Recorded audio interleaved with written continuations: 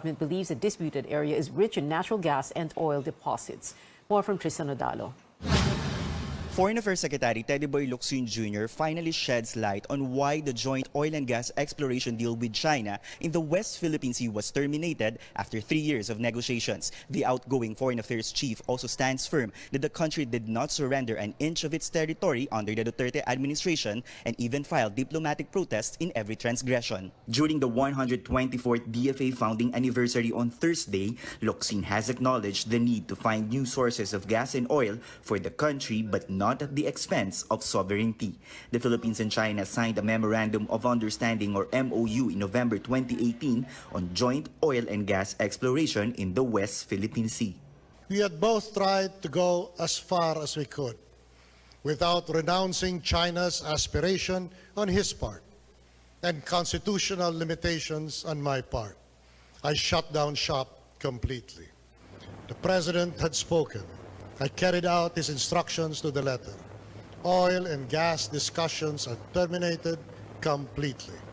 Nothing is pending. Everything is over. In his speech, Locsin also stresses the importance of upholding the rule of law in the West Philippine Sea. I drew a blood red line in the West Philippine Sea. You here in the audience met me more than halfway to hold that line, firing diplomatic protests at intruders in our waters, not missing a single transgression, nor tempering the severity of your response.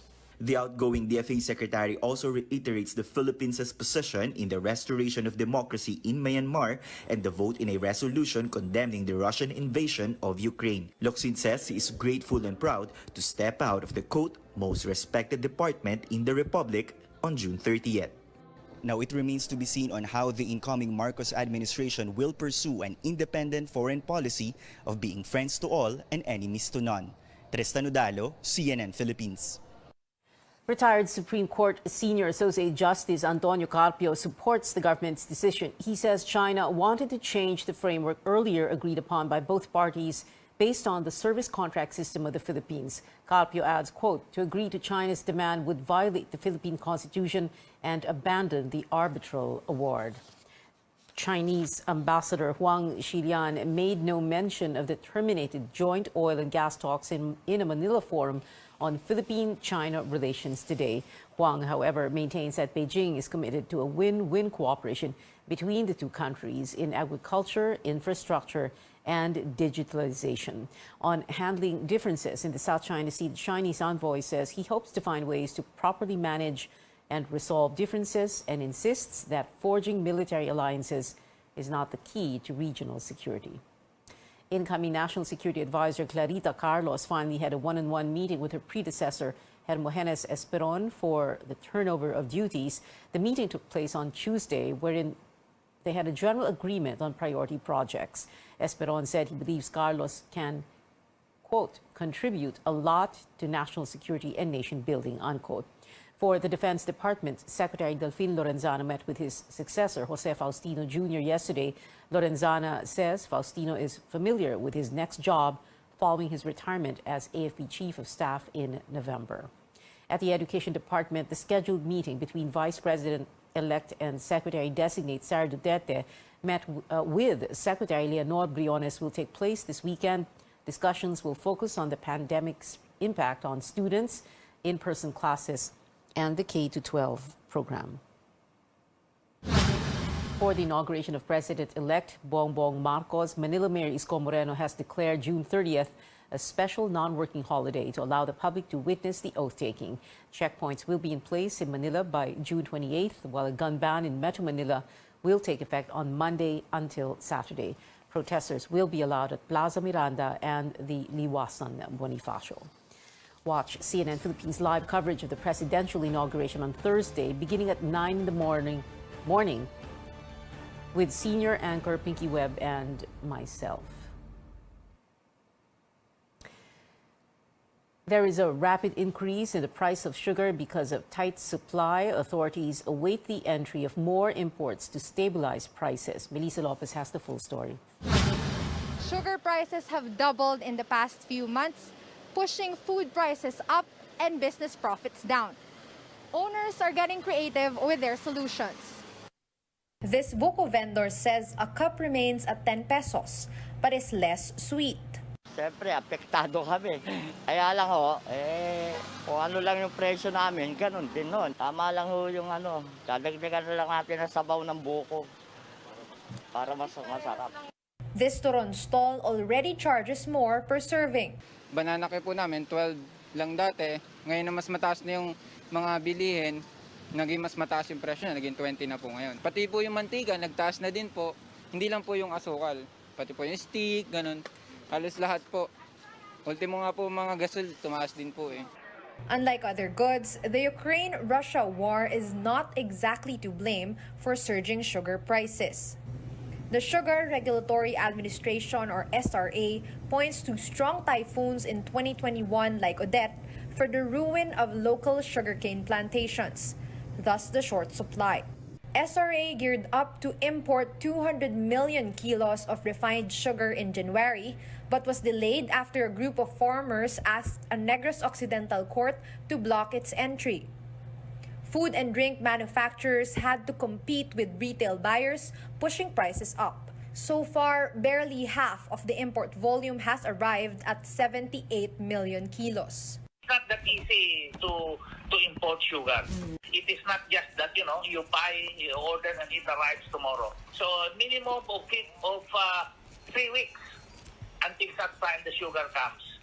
Refined white sugar now retails between 80 to 90 pesos per kilo in public markets, nearly double the suggested retail price of 50 pesos a kilo. Last year, it was at 55 pesos. At Kamuning Market in Quezon City, vendors are repacking sugar in smaller pouches. 1/4 kilo of washed sugar is now at 16 pesos. The SRA expects sugar prices to go down, but not sharply as input and transport costs climb. Pababa talaga yung presyo kasi hindi na mabenta ng mga traders doon sa kanilang binibintahan ng mga food and beverage companies. The United Sugar Producers Federation has repeatedly condemned sugar imports, which they say hurt local farmers. Melissa Lopez, CNN Philippines. The Bangko Sentral taps local governments to help encourage and facilitate cashless transactions for consumers. Paige Javier has the details. That'll be the day when cashless transaction happens at the public market or your tricycle fare just by your cell phone. But the Bangko Sentral ng Pilipinas is determined to make that happen through its recently launched Paleng QRPH program using the national QR code standard recognized by participating providers. The initiative aims to encourage digital transactions in public markets and tricycle hubs. Bangko Sentral Governor Benjamin Jokno says the program aims to include micro and small entrepreneurs and the communities they serve into the arena of digital finance. Local governments will play a key role in the program under a joint memorandum circular signed by Central Bank and Interior officials. Interior Undersecretary Jonathan Malaya says the department is coordinating with local governments for the pilot implementation. Our priority right now are the highly urbanized cities because we are assured of a speedy internet connection. Malaya says the public should be prepared to accept the scheme with technical support. I think we need to do a social preparation in palengkes, for example, and tell them the convenience. Cashless to. So this is safer. As expected, officials will have to address the hesitancy of market vendors to embrace the technology. Unang-una, hindi ako marunong. Gusto ko yung talagang cash to cash para hindi na abalat sa akin. Mahirap din sir, kailangan araw-araw din kasi kami namamalingki. Ang puno namin, pinapaikot-ikot lang. Mas maganda kasi yung cash. Paggas po kasi, andyan na, yung personal na inabot sa yung pera. Tricycle drivers also want to hit the brakes on this program. Ano lang talaga sa amin yung cash to cash na talagang pag-abot. Gusto namin yung diretsyon. Kaya lang ngayon na sitwasyon na bayad agad. Hindi po kasi kung sakali po na ipapapalit po namin, paano na po kaming kailangan na po namin yung pera. The central bank targets to digitalize 50% of payments and for 70% of adult Filipinos to have bank accounts by next year.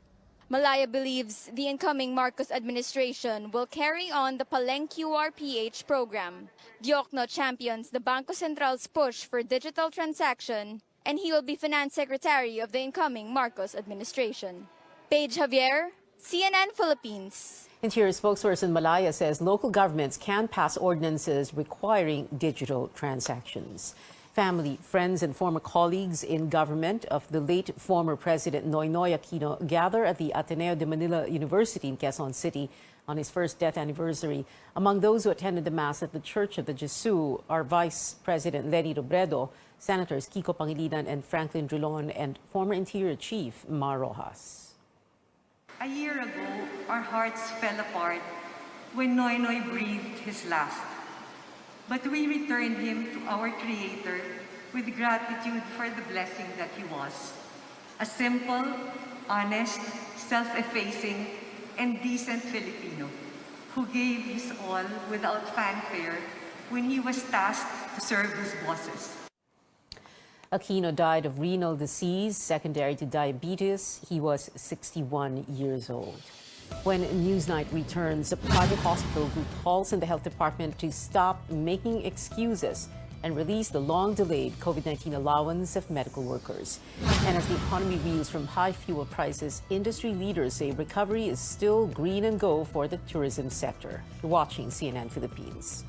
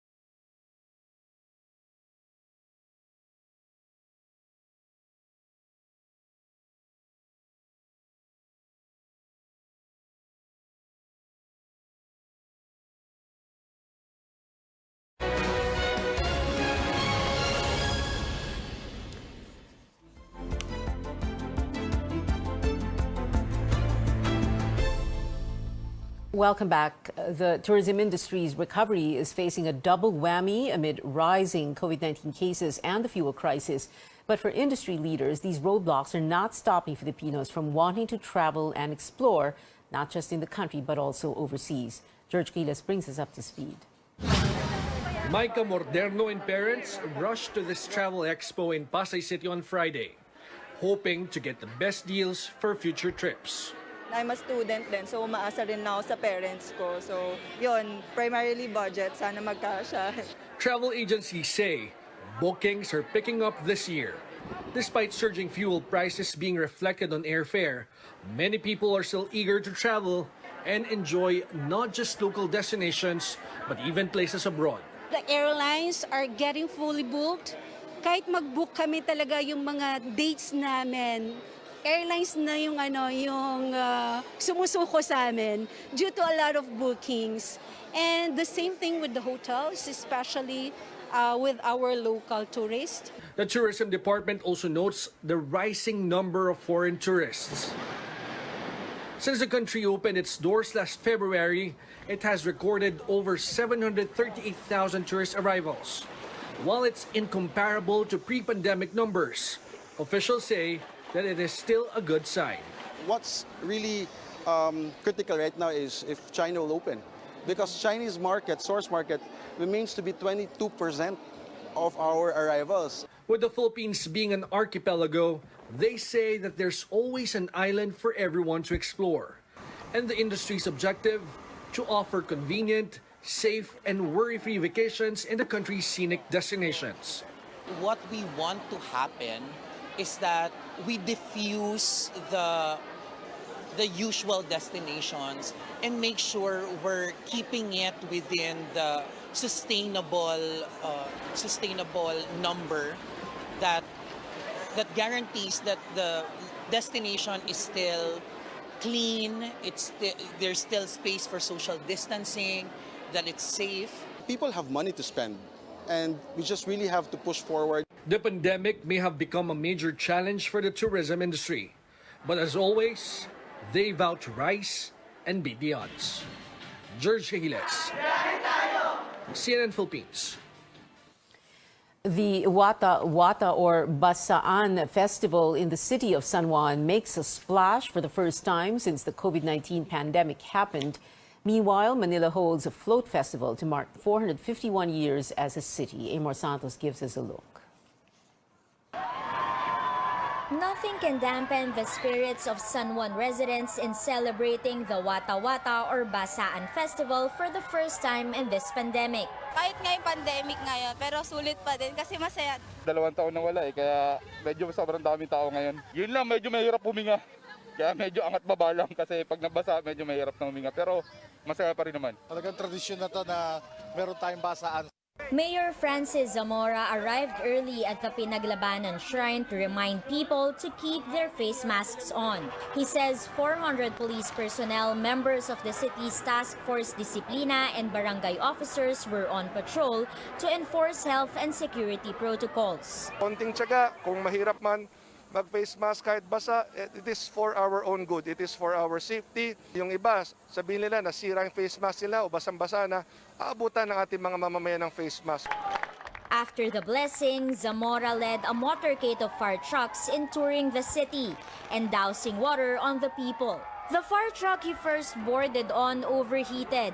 He transferred to another and the show went on. Some 40 fire trucks were deployed.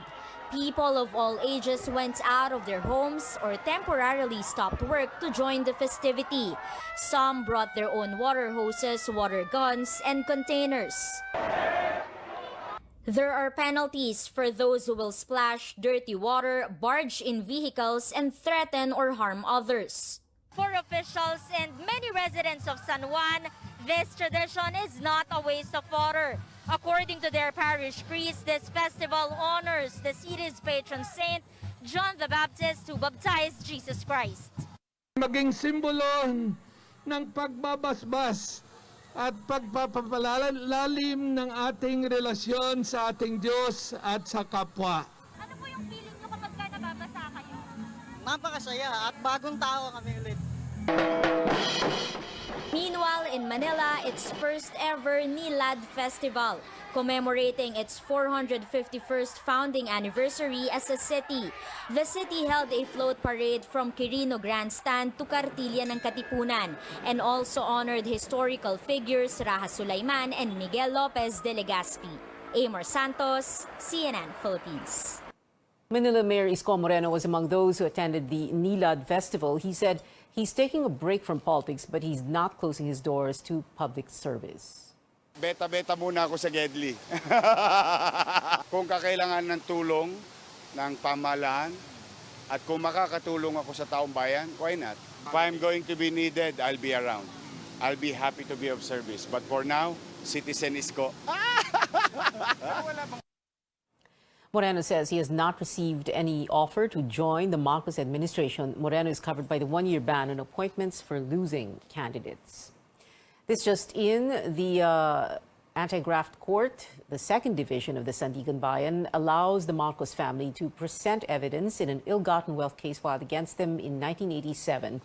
The Anti-Graft Court denied the state's motion to declare the defendants to have waived their right to present evidence due to their failure to appear in a court hearing in 2019. The case involves Rebeco and Erlinda Panlilio, alleged business associates of the late former President Ferdinand Marcos, who were accused of acting as dummies in the purchase of several properties through illegal use of government funds.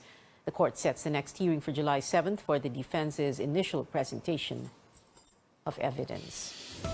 Coming up, there is no stopping basketball star Kai Sotto, who went undrafted in the 2022 NBA draft.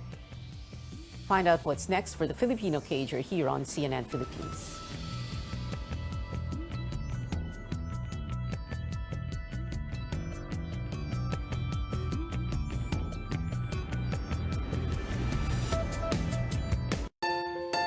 Fried chicken? Timplang happy with easy-to-cook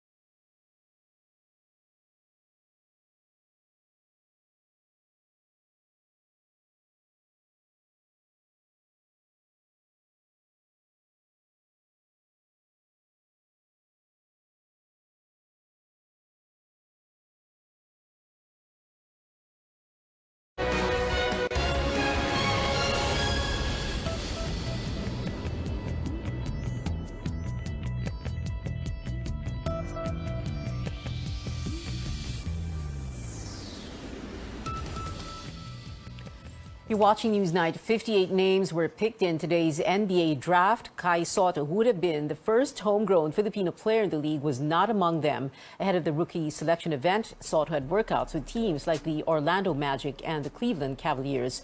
In the process, he sprained his ankle, temporarily hampering his goal to impress scouts and coaches.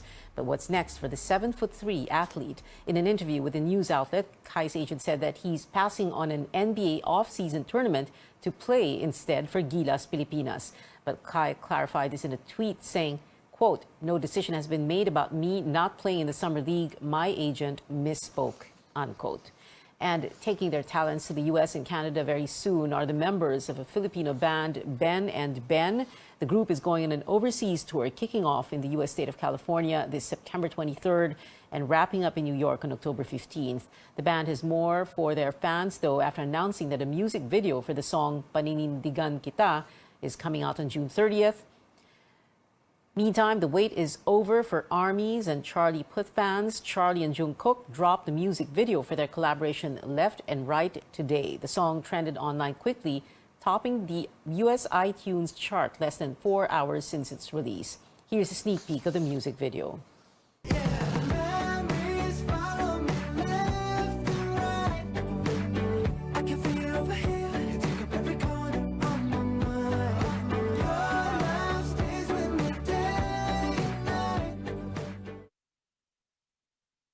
The video has over 1.7 million views and counting. And that is it for now. Join me again on News.ph at 7 p.m. I'm Pia Ontiveros. And before we go, take a look at what lies ahead for the country with the infrastructure sector leading the road to progress.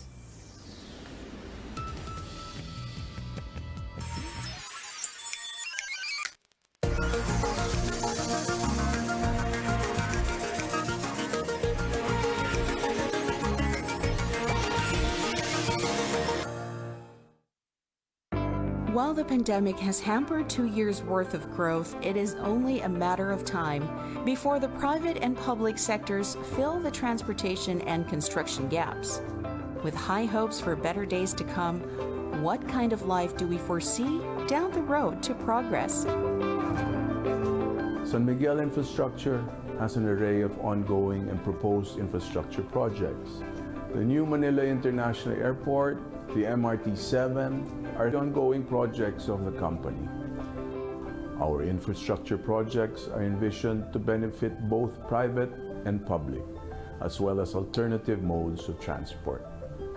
Taking into consideration the environment, we have included in our designs green open spaces, bike and pedestrian accesses as well. With regards to automation, we have already instituted the use of RFID stickers and automated toll gates to allow for faster processing and less congestion at tollways. These modernization and automation initiatives provide a hassle-free travel experience to all commuters. Transportation is very crucial in terms of the operations of everything green in general. Everything Green Trading and Consulting is a social eco-enterprise wherein we provide end-to-end innovative or green-novative services in terms of using waste materials and turning it into functional items for businesses. Since we partner with 18 local communities all over the Philippines, from the north to the south, from Luzon, Visayas, and Mindanao, infrastructures help us to become more accessible to them in the same way them to be accessible to the market. So it works both ways. I do believe that supporting local products would help us also boost our economy in general. So with more infrastructures in place, like airports, expressways, and those hard-to-reach areas, even the smallest or the micro businesses such as us would grow in terms of faster and efficient services and being able to deliver to more customers and being able to also reach out to more communities. Infrastructure projects of San Miguel will enable greater connectivity and encourage further development in rural areas and decongest major cities for better mobility. By moving more people more efficiently, San Miguel helps the economy by making its citizens more productive. Less time spent traveling will translate to increased economic activities. And more importantly, more time to spend with your families. Picking up the pace and getting back on track is no easy task. But this is a trip San Miguel Corporation is more than willing to embark on. As we envision a brighter future for our country, we lay the groundwork, one road at a time.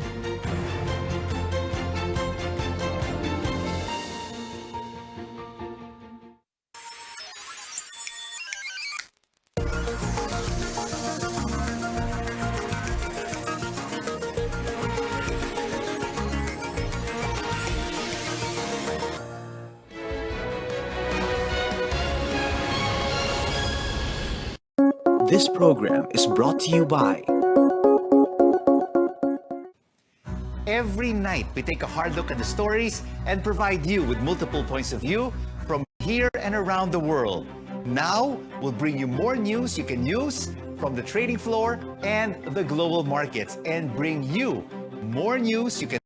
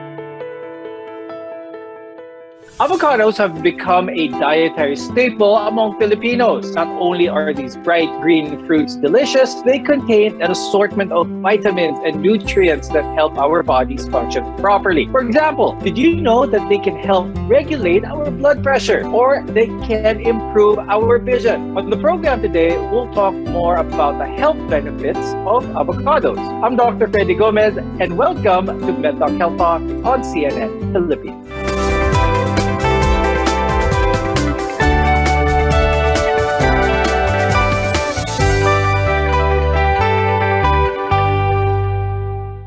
In case you need any more of a reason to add avocados to your diet, our guests are here today to tell us about its many health benefits. With us is Ms. Pia Batua Mabuhay. She is the co-founder of NutriCoach Incorporated and the president of Sports Nutrition Association of the Philippines. Also with us is Dr. Maricar Esculto-Can. She's an internist and clinical nutritionist and a consultant from the Makati Medical Center and the St. Luke's Medical Center in Global City. Now, avocados are a good addition to an already nutritious diet. Now, I'll start the conversation with Ms. Pia. Ms. Pia, what are some of the nutrients, some of the vitamins that can be found in avocados? They have a very unique nutrition profile. And aside sa good source of good fat siya, kilalang-kilala, monounsaturated fatty acids, ang avocado contains lots of fiber. Mayaman din ito sa vitamins and minerals such as B vitamins, vitamin K, potassium, copper, vitamin E, folate, lutein, beta-carotene, and so on, and also vitamin C. So these are actually antioxidants. Among the avocado's many nutrients is potassium. Now, a single avocado has about 140 milligrams of it. That's even higher than the potassium that you can find in one banana. And this mineral is vital in maintaining normal blood pressure.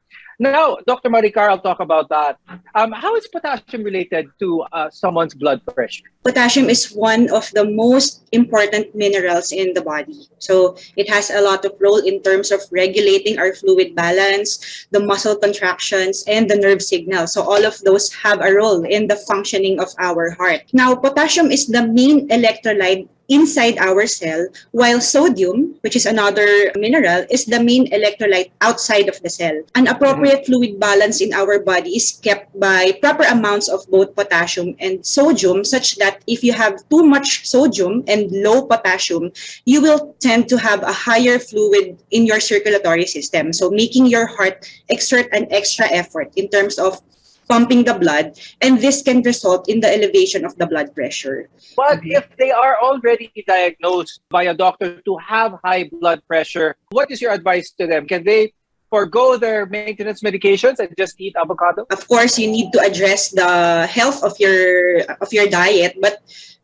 this is still an individualized management. You need to consult with your doctor if ever there is a need to change the dose of your medications depending on the degree of control of your blood pressure. Ms. Pia, when it comes to the recommended amounts of potassium in a day, how often can they add avocados into their diet to meet that goal? Yes, avocado, good source of high in fat siya, but monounsaturated fat, which is the good fat that helps lower bad cholesterol or the LDL. So as long as you eat them in moderation, usually the recommendation is 1/3 of an avocado to one small piece is enough. So avocado kasi it gives about 50 to 80 calories per serving. So in moderation, and also dapat mindful tayo sa pagkain.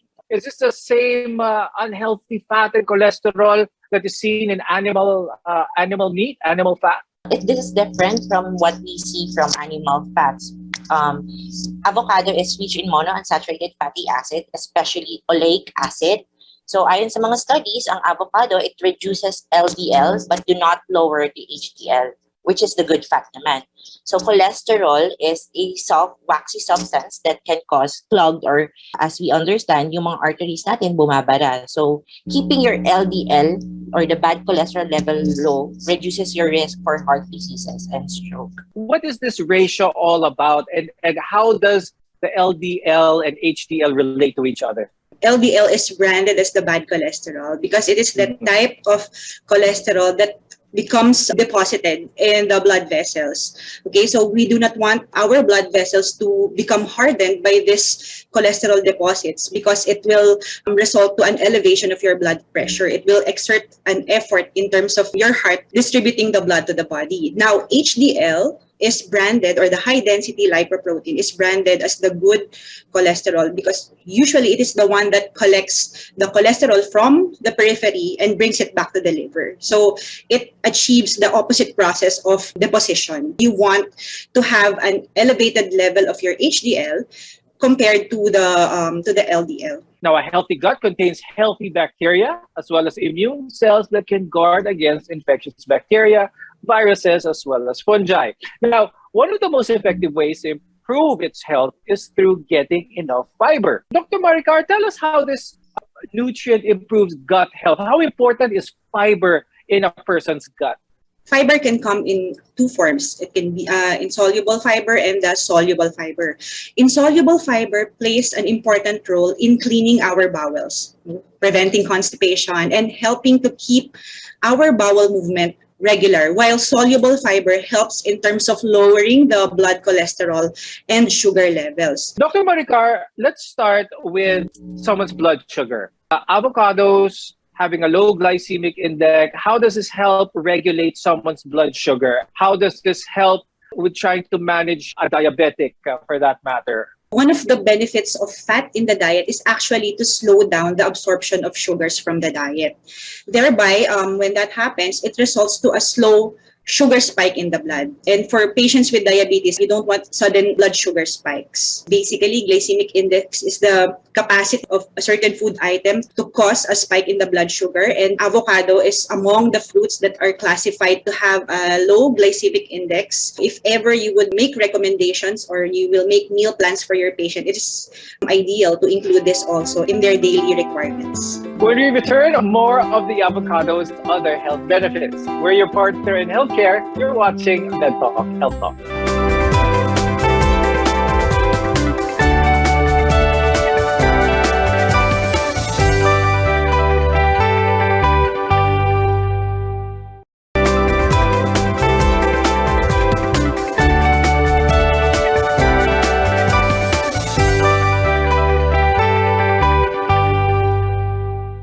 I'm Dr. Freddy Gomez, and welcome back to MedTalk Health Talk.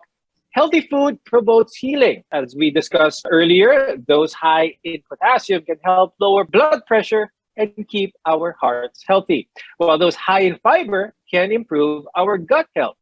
Now let's talk about anti-inflammatory foods, because these can help reduce inflammation, improve immune function, and lower your risk of certain illnesses. Now, while inflammation is a normal response in our body up to a certain point, it's how your immune system reacts to irritation, injury, or even infection. If it lasts too long, it can be extremely harmful. Avocados contain some anti-inflammatory properties that may help relieve some of this. Let's talk about the role of microinflammations have on a person's body, in a person's gut, for that matter. Inflammation is not good. Okay, you do not want to have inflammation in your body because it can have a bad effect in your cells.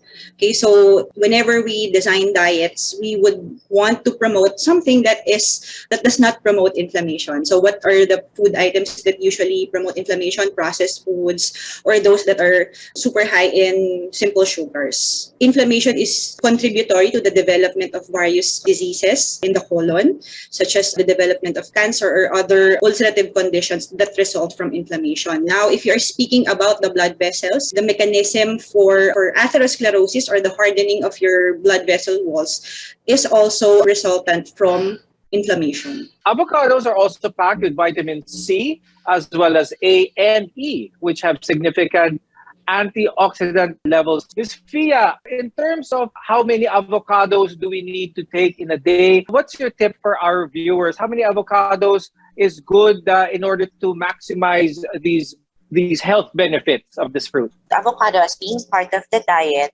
magugulat tayo, ang recommendation is about 1/3 only of an avocado, and it actually will provide enough vitamins and nutrients like fiber on a daily dietary requirement natin, it's about 20 to 30 grams of fiber per day. So yung overall intake pa rin yung titignan natin. So we should still get these nutrients, these vitamins, these minerals from other food sources. Let's talk about antioxidants. Avocados are high antioxidant. When it comes to antioxidants, Dr. Maricar, what is a realistic way to look at how antioxidants work? It prevents oxidation. And medically speaking, as we know, most of the, if not all of the chronic diseases that are known to us results from oxidative injury or oxidative stress. Okay, so how you will relate that to inflammation naman. Inflammation is triggered by this oxidative stress. So when oxidation is prevented, inflammation is also prevented. How is vision health improved with avocado? What is it about the avocado? What does it contain that could improve someone's eyesight? Okay, so lutein is a type of pigment in food that have an antioxidant and anti-inflammatory property. So lutein is usually concentrated in a region of the eyes called the retina, where it acts as a scavenger for harmful compounds. Again, products of oxidative stress. So usually they may damage the eyes if they are not managed accordingly. So if you have a good source of lutein in your diet, you have a lot of scavengers that can prevent injury happening in the area of the eye. Now, Dr. Maricar, another health benefit of avocado is with expectant mothers during pregnancy and in breastfeeding. How does avocado help in this manner naman? Avocado is also a rich source of folate, which is an important vitamin needed in pregnancy to support the developing baby's brain development. Okay, so actually half of an avocado can already meet 14% of a pregnant woman's requirement for folate daily. Ms. Fia, when it comes to folate, how important is this not just for pregnant women, but for women in general? Would you recommend that taking a multivitamin would be able to accomplish this goal of getting all these requirements, or getting it from the diet is more recommended? Tinitignan kasi natin palagi is whole food first tayo muna. So food first muna tayo. So kung tingin naman natin na nakukuha natin ng sapat yung nutrisyon na kailangan natin, ng pangangatawan natin, we actually don't need multivitamins unless recommended by your doctor. So always, it is best to consult with your doctor. As with most things, too much avocado can have some adverse effects. We'll discuss some of these when we return. Your health is our mission here on MedTalk Health Talk. We'll be right back.